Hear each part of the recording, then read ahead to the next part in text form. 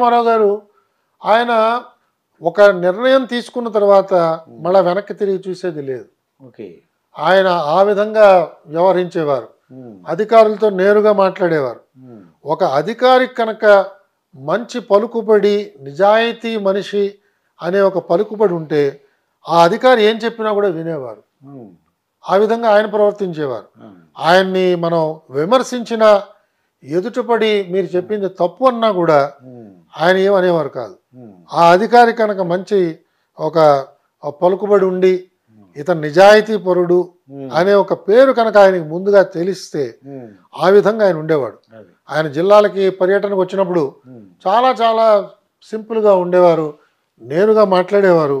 మనం బ్రీఫ్ చేస్తున్నప్పుడు ఎంతో ఆసక్తితో మనం చెప్పే విషయాలన్నీ కూడా స్వీకరించేవారు. తెల్లవారుజామున 3 గంటలు లేచేవారటండి ఆయన. అవునండి. 5 గంటలు రండి, 6 గంటలు కొద్దిగా ఇబ్బంది అవుద్ది కదా సార్ మీ ఆఫీసర్లు? అంటే ఆఫీసర్లకి అలవాటు లేదు, దానివల్ల కొంత ఆఫీసర్లకి ఇబ్బంది ఉంటుంది.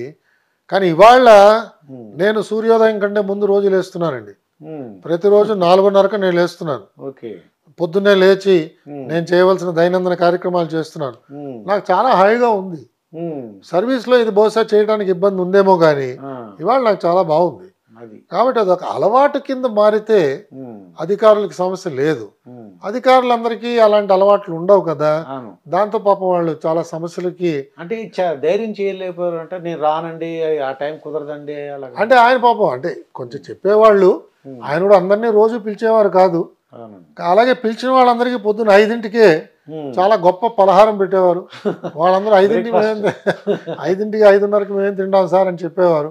కానీ ఆయన దగ్గరుండి వాళ్ళందరికీ పలహారం వాళ్ళందరికీ ఇచ్చేవారని చెప్పి వినేవాడిని.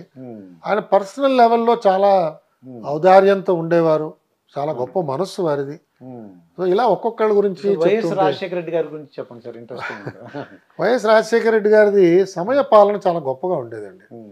ఆయన ఒకవేళ ఒక మీటింగ్కి అరగంట సమయం పెడితే 28వ నిమిషానికి మీటింగ్ క్లోజ్ చేసేవారు. కరెక్ట్గా ఆ మీటింగ్ అయిపోతుంది అని మనం ఎక్కడ అనుమాన పడవలసిన అవసరం లేదండి. ఆయన 10ంటికి సమావేశం అంటే 5 నిమిషాలు ముందే వచ్చి కూర్చునేవారండి. ఇన్ఫ్యాక్ట్ ఆయన మొట్టమొదటి సమావేశం అలాగే జరిగిందండి. మొట్టమొదటి ఫస్ట్ మీటింగ్ ఆయనతో జరిగినప్పుడు మేమందరం కూడా అటు తిరిగి ఇంకా కబుర్లు చెప్పుకుంటున్నాం. ఆయన రావడానికి టైం పడుతుందండి, ఏదో మనకి టైం అయితే చెప్పారు 10ంటికి ఎక్కడ వస్తారులే ముఖ్యమంత్రి గారు అని మేము అందరం అటు తిరిగి ఏదో మాట్లాడుకుంటున్నాం. మాలో మేము, ప్రధాన కార్యదర్శి గారు, మేము అందరం కూడా. ఒక్క నిమిషం ఎవరో వెనక్కి చూడంగానే ఆయన వచ్చి కూర్చున్నాడు ఆల్రెడీ. ఆ విధంగా రాజశేఖర రెడ్డి గారు ఉండేవారండి. ఆయన సమయపాలన అంటే సమయపాలన.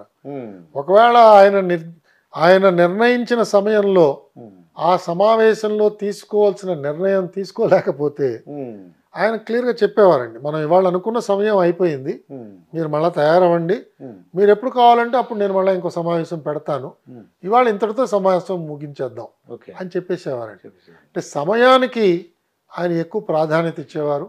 ఎందుకంటే ముఖ్యమంత్రి గారి సమయ పాలన మీద కనీసం 300-400 మంది వాళ్ళ సమయాలని వాళ్ళు పాలించడానికి అవకాశం ఉంటుందండి. ఈయన దగ్గర ఆలస్యం అయిందనుకోండి, ఈ 300-400 మందికి అది ఒక రకమైన అంతేనండి. అక్కడ వాళ్ళు పెట్టుకున్న మీటింగ్లు పోతాయి, వాళ్ళు పిలిచిన విజిటర్లు పాపం ఇంకా వెయిట్ చేస్తారు, అవన్నీ కూడా డిలే అయిపోతాయి. అది బహుశా దృష్టిలో పెట్టుకుని రాజశేఖర రెడ్డి గారు ఎప్పుడు కూడా సమయపాలన అంటే సమయపాలన అండి, ఆ విధంగా ఉండేది. ఆయన కక్షపూర్తి చర్యలు ఏమైనా ఉన్నాయంటారా వైఎస్ రాజశేఖర రెడ్డి? ఎక్కడ కనిపించేవి కాదండి. ఆయన ఇన్ఫ్యాక్ట్ ఏ మీటింగ్కి వెళ్ళినా మొదట ఒక 2-3 నిమిషాలు చాలా పర్సనల్గా మాట్లాడేవారు. సడన్గా ఏమిటి ఎల్వి వాళ్ళని చొక్కా చాలా బాగుంది అనేవారు. సో మనం ముఖ్యమంత్రి మన చొక్కాని చూస్తాడని మనం ఇప్పుడు అనుకోం కదా. మనం మీటింగ్ వెళతాం, మనం ఆ మీటింగ్ ఎజెండా అది ఎలా ఉంటుందో ఏమిటో, ఆయన ఎలా అంటారో, ఒప్పుకుంటారా ఒప్పుకోరా, ఇంకా ఏమైనా ఇబ్బందికరమైన విషయాలు వస్తాయా ప్రస్తావనకి, మనం ఏదేదో వివిధ ఆలోచనలతో వెళతాం. ఆయన ఉన్నట్టుండి చూసి ఏంటి ఎల్వి నువ్వు సనపడిపోయి ఏమిటి అని అడిగేవారు. మనం దానికి కొంచెం ఉక్కిరి బిక్కిరి అవుతాం, మనం ఎక్స్పెక్ట్ చెయ్యం. అందులో మేము అంతకు ముందు చంద్రబాబు నాయుడు గారి దగ్గర పనిచేసాం. ఆయన చాలా చాలా ప్రొఫెషనల్గా ఓన్లీ ఎజెండా దాని మీద ఆయన ఉంటారు, అటు ఇటు వెళ్ళే ప్రసక్తి ఉండదు. చాలా లోతుగా అధ్యయనం చేయడం, అందరినీ కూడా లోతుగా అధ్యయనం చేయమనడం ఆయనతో ఉండేది. సమాచారం సమాచారం సమాచారం టన్నుల కొద్దీ ఆయన సమాచారాన్ని స్వీకరించేవారు. ఎవరండి? మన చంద్రబాబు నాయుడు గారు. ఓకే. సో మేము అట్నుంచి మేము రాజశేఖర రెడ్డి గారి దగ్గరికి వచ్చేటప్పటికి ఈయన టు ద పాయింట్ మన అభిప్రాయం ఏంటో తెలుసుకునేవారు. ఇద్దరు అభిప్రాయాలతో కనుక విభేదిస్తుంటే మీటింగ్లో ఒక ఫైనాన్స్ ఆఫీసరు ఇంకొక ఆఫీసరు, మీ ఇద్దరి మధ్యన కొంత భేదాభిప్రాయాలు ఉన్నాయి, నేను ఎవరో ఒకళ్ళ వంక వంతపాడి నిర్ణయం తీసుకోవడం కరెక్ట్ కాదు, కాబట్టి ఈ మీటింగ్ ఇంతటితో క్లోజ్ చేద్దాం, మీ ఇద్దరు మాట్లాడుకోండి, మళ్ళీ ఇంకోసారి రండి అప్పుడు మీటింగ్ పెట్టుకుందాం అని పరిష్కారం చేసేసేవారు. So very practical, time conscious, ఇన్ఫార్మల్గా ఉండేవారు, నవ్వుతూ కూర్చునేవారు, చాలా సూక్ష్మంగా ఆయన గ్రహించేవారు మనం చెప్పిన విషయాలు, దానికి ఉండే పర్యవసనాలను వెంటనే ఆలోచన చేయగలిగేవారు. సో ఆయన ఒక రకమైన శైలితో రాజశేఖర రెడ్డి గారు ఉండేవారు. ఇలా ఒక్కొక్క చంద్రబాబు నాయుడు గారు అండి అదే చెప్పాను. చంద్రబాబు నాయుడు గారు ఎంత సమయం అయినా కూడా దాన్ని చాలా లోతుగా పరిశీలన చేసేవారు.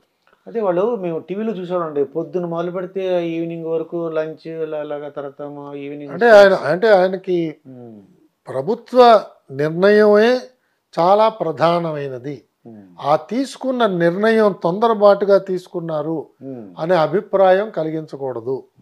అలాగే ఎవరెవరు దీంట్లో ఈ పనిలో మనకి ఉపయోగపడతారో, ఎవరిని సంప్రదించాలో వాళ్ళందరినీ సంప్రదించాలి, ఎవరిని పక్కన పెట్టడానికి లేదు.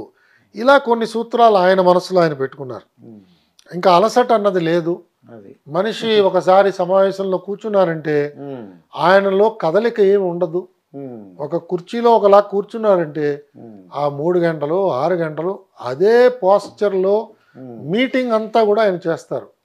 అంత ఓపిక, ఆ విధంగా సమావేశాల్లో ఆయన ఉండేవారు. రాత్రి అయిపోయింది, 12 అయింది, ఆ టైంలో కూడా ఇంకా డీటెయిల్స్ అడుగుతూ ఉంటారు ఆయన. ఏదో ఒక నిర్ణయం తీసేసుకోవచ్చు కదా అనే ధోరణి ఉండదు. అది ఆయన శైలి, ఆ విధంగా చేసేవారు. అలాగే ఇంకా ఏమన్నా ఇంప్రూవ్మెంట్ చేయడానికి స్కోప్ ఉన్నదా, లేదా ఇదేనా, ఇది అంతిమ స్థాయికి మనం చేరామా, ఇంకా ఏమైనా ఇంప్రూవ్ చేయొచ్చా, ఇంకా ఏమన్నా దీంట్లో నగిషీలు చేయొచ్చా, ఇంకా ఏమన్నా కొత్త అంశాలు ఏమన్నా చేర్చచ్చా, అమలు చేసే ముందు ఇంకా ఏమైనా ఆలోచన చేయొచ్చా, వాళ్ళని సంప్రదించచ్చా, వీళ్ళని సంప్రదించచ్చా, ఇలాగ బహుముఖంగా ఆయన ఆలోచన చేసేవాడు. అది ఆయన శైలి. ఇలా ఒక్కొక్కళ్ళది. మా జగన్మోహన్ రెడ్డి గారు ప్రస్తుత జగన్మోహన్ రెడ్డి గారి స్టైల్ ఎలా ఉందంటే ఆయన ఏంటంటే ర్యాపిడ్ ఫైర్ అండి.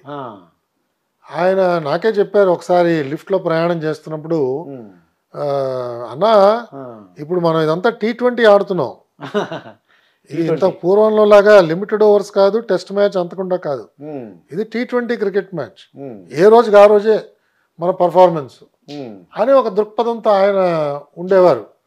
దాంతో ఏదో ఒక నిర్ణయం త్వరగా తీసేసుకోవాలి, అంతేగాని ఈ నిర్ణయం బాగా నలగాలి, నలుగురిని సంప్రదించాలి, అందరినీ తెలుసుకోవాలి, అందరి అభిప్రాయాలు తెలుసుకోవాలి, ఇంకా లోతుగా పోవాలి, ఇతనికి అనుభవం ఉందా, మనకు సలహా ఇస్తున్న వాడికి అనుభవం ఉందా, ఇతని బ్యాక్గ్రౌండ్ ఏమిటి, ఈ బ్యాక్గ్రౌండ్లో ఎవరికి మంచి అనుభవం ఉన్నది వాళ్ళని సంప్రదిద్దామా, ఇలాంటి ఆ దూరపు ఆలోచన నాకు కనిపించలేదండి.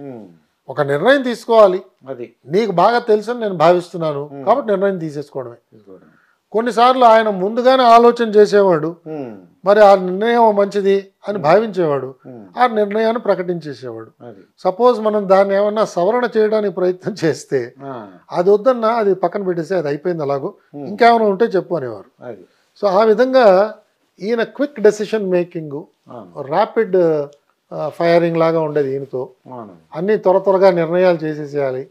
అంత త్వరగా నిర్ణయం చేసిన తర్వాత అమలు చేసినప్పుడు సమస్యలు వస్తాయేమో కదా అని మనం చెప్తే ఆ తర్వాత చూద్దాం, అమలు చేసినప్పుడు చూద్దాం అనేవారు. కానీ అందుకే మనం చూస్తున్నాం ఆయన ప్రభుత్వంలో అనేక ఆర్డర్స్ కోర్టు కొట్టేయడం కానీ, స్టే ఆర్డర్స్ ఇవ్వడం కానీ అలాంటివి జరుగుతున్నాయి. అవన్నీ కూడా ఎప్పుడు లేని విధంగా, అవన్నీ కొంచెం మరి ప్రభుత్వానికి అది పరాభవం కింద భావించాలి యాక్చువల్గా. బట్ ఆయన దృష్టి ఇలా ఉంటుంది, ఆయన ఆలోచన అలా ఉంటుంది, అది ఆయన శైలి అండి.